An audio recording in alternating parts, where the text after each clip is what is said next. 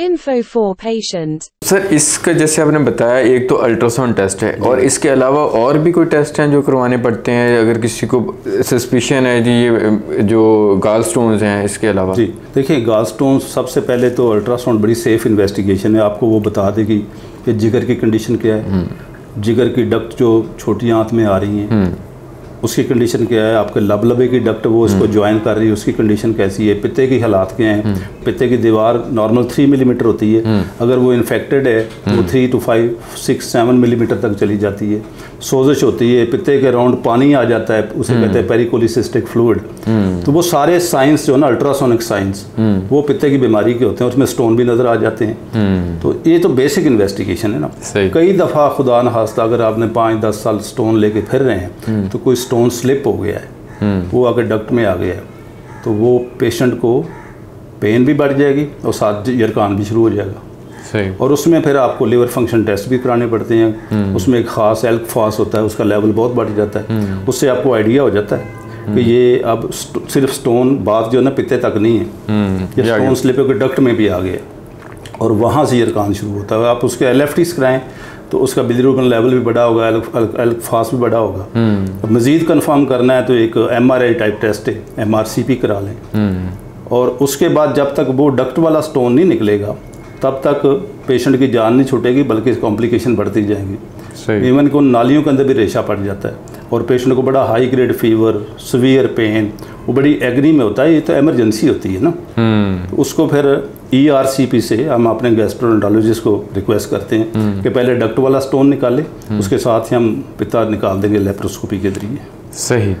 एक बात मैं और आपको बता दूं कि कई दफ़ा ये स्टोन जो कॉमन चैनल होता है जिसमें लबे की डक्ट और ऊपर से जिगर वाली डक्ट, ये दोनों जब कॉमन चैनल बनाती हैं छोटी आंत के करीब आके जिसे ड्यूडिनम कहते हैं, तो वहाँ पे स्टोन जो है ना वहाँ सबसे नैरो जगह होती है, वहाँ ये फंस जाता है। जब फंसेगा तो ये पैंक्रियाटिक डक्ट को भी ब्लॉक करेगा, ये उसकी डक्ट जो CBD है कॉमन बाइल डक्ट जिगर उसको भी ब्लॉक करेगा। जब पैंक्रियाटिक डक्ट ब्लॉक होती है तो उससे पैंक्रियाटाइटिस कहते हैं। पैंक्रियाज की सोजिश वो इतनी सीवियर पेन होती है और पैंक्रियाज वो खुद गलना शुरू हो जाता है, वो खुद अपने आप को खाना शुरू कर देता है। ये बहुत मेजर कॉम्प्लिकेशन है और पेशेंट हमने रिसीव किए हैं जो पैंक्रियाटाइटिस से आते हैं, उसमें शॉक में होते हैं और उसमें पैंक्रियाटिक नेक्रोसिस गलना शुरू, उसकी अपनी एक स्टेजेज हैं 3-4, उसमें कई दफ़ा पेशेंट की रिकवरी भी नहीं होती और हमने डेथ भी देखी। सर जैसे अभी आपने बताया गॉल स्टोन हो गए हैं पेशेंट को, अलामात भी हैं, तो ये गॉल स्टोन की कॉम्प्लिकेशंस क्या क्या हो सकती हैं? इसमें मेजर क्या complication? Very good question. Complication को जब हम डिवाइड करें ना तो you can divide into 3 categories. Complications in the gall bladder, complication in the common bile duct and complication close to exit of the bile duct into the duodenum, जो छोटी आंत के अंदर खुलता है। तो गॉल स्टोन के अंदर स्टोन आपको कई दफ़ा वो साइलेंट स्टोन पड़े हुए हैं, ठीक, वो पेशेंट को कुछ नहीं कह रहे, छोटी मोटी गैस हो रही है। अगर डिटेक्ट हो गए हैं तो उसको ये ज़रूर बता दें कि किसी ने, छोटे स्टोन बड़े स्टोन से ज़्यादा ख़तरनाक होते हैं। सही। बड़ा स्टोन तो स्लिप नहीं होगा ना, डक्ट उसकी छोटी होती है, तो छोटे स्टोन जब स्लिप होंगे तो ये ज़्यादा कॉम्प्लिकेशन करेंगे। ये पैंक्रेटाइटिस भी करेंगे, ये आपको जॉन्डिस भी करेंगे, कोलेंजाइटिस भी करेंगे, उसके अंदर पस भी पड़ेगी, ये ज़्यादा ख़तरनाक। क्योंकि हमारे पेशेंट का ज़्यादातर वो ये कॉन्सेप्ट है कि ये तो छोटे साइज़ का स्टोन है तो इसको ऑपरेशन नहीं कराते। छोटा स्टोन ज़्यादा ख़तरनाक है, वो सबसे ज़्यादा कॉम्प्लिकेशन करेगा और वो छोटे ही स्लिप होते हैं। जब आपको पता चल गया कि ये स्टोन है तो उसे एज अर्ली एज पॉसिबल उसकी इन्वेस्टिगेट करके उसको निकलवा दें या किसी दिन बड़ी मुसीबत में डालेंगे। सही। नंबर 1, पेन कर सकते हैं पित्ते के अंदर, ठीक, उसकी डक्ट को ऑब्स्ट्रक्ट कर सकते हैं। पित्ते को ऑब्स्ट्रक्ट करेंगे तो पित्ता सोजिश हो जाएगी, उसे उसके बाद अगर आप नहीं निकालते तो उसे कहते हैं एम्पाइमा गॉल ब्लैडर, मतलब उसमें पस पड़ गई, उसके अंदर रेशा पड़ गया, फिर भी नहीं निकाल दे तो उसकी पित्ता लीक कर जाता है, गैंग्रीन हो जाती है, परफोरेशन हो, सुराख होता है, वो सारा बाइल जो पेट की कैविटी में पूरी पेरिटोनियल कैविटी में फैलेगा तो फिर कई दफ़ा लेप्रोस्कोपी से भी पासी ने पूरा पेट खोलना पड़ जाता है। ठीक है। अगर लॉन्ग स्टैंडिंग स्टोन है, कोई 10-12 साल से पड़े हैं और आप होम्योपैथी के कतरे पिए जा रहे हैं, दाम दरूद कराई जा रहे हैं और मैदे की दवाइयाँ खाई जा रहे हैं, तो उसमें 5 to 10% में पित्ते का कैंसर हो जाता है। सही। तो वो कैंसर क्योंकि पित्ता बिल्कुल जिगर के नीचे पड़ा हुआ है, तो उसकी जब दीवार को क्रॉस करता है सीधा जिगर में कैंसर जाता है। और ये जो पित्ते का कैंसर ये सबसे बुरी और ख़तरनाक बीमारी है, इसको ऑपरेट भी कर दें तो कोई रिजल्ट इतने अच्छे नहीं होते। सही।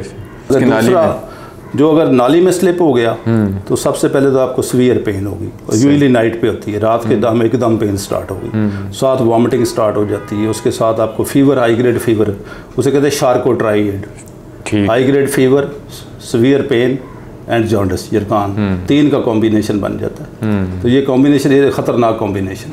सही। तो फिर तो ये इमरजेंसी है कि आप उसको फ़ौरन डक्ट को क्लियर करें, पहले कन्फर्म करें MRCP भी, अल्ट्रासाउंड पे भी स्टोन स्लिप हुआ है, MRCP कंफर्म हो गया, फिर आप ERCP को एंडोस्कोप से पहले डक्ट को क्लियर करें और फ़ौरन उसी गो में ही आफ्टर 2-3 आवर्स आप उसको पित्ते को लेप्रोस्कोपी से निकाल दें, ताकि वो सोर्स ख़त्म हो जाए आपका।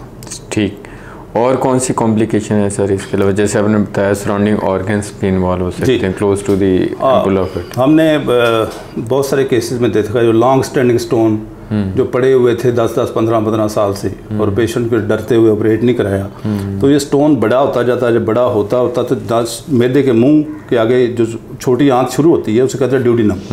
वो जो फर्स्ट पार्ट होता है उसका, वो पित्ते की जो नेक है या हार्टमैन पाउच उसके बिल्कुल करीब होता है, तो वो वहाँ से प्रेशर डाल के उसकी दीवार जो ना वो वहाँ से उसको पेनिट्रेट करके घुस के, तो वो मैदे वाली मुंह वाली जो दीवार में उसको घुस के तो छोटी आंत में आ जाता है और उसको ब्लॉक कर देता है, और उसको आगे जाके ट्रैवल करता है, तो फिर छोटी आंत का जो सबसे नर्वस पार्ट है उसको जाके ब्लॉक कर देता है। जब वो ब्लॉक करता है तो पेशेंट प्रेजेंट करता है पेट में दर्द, इंटेस्टाइनल ऑब्स्ट्रक्शन के साथ, कॉन्स्टिपेशन, एब्सोल्यूट कॉन्स्टिपेशन, ऑब्स्ट्रक्शन होती है, वॉमिटिंग शुरू हो जाती है। सही। तो ये इस वेरी बैड कॉम्प्लिकेशन, और यूजुअली ये ओल्ड एज में हमने पेशेंट देखे हैं कि वो स्टोन छोटी आंत में पहुंच जाता है। सही।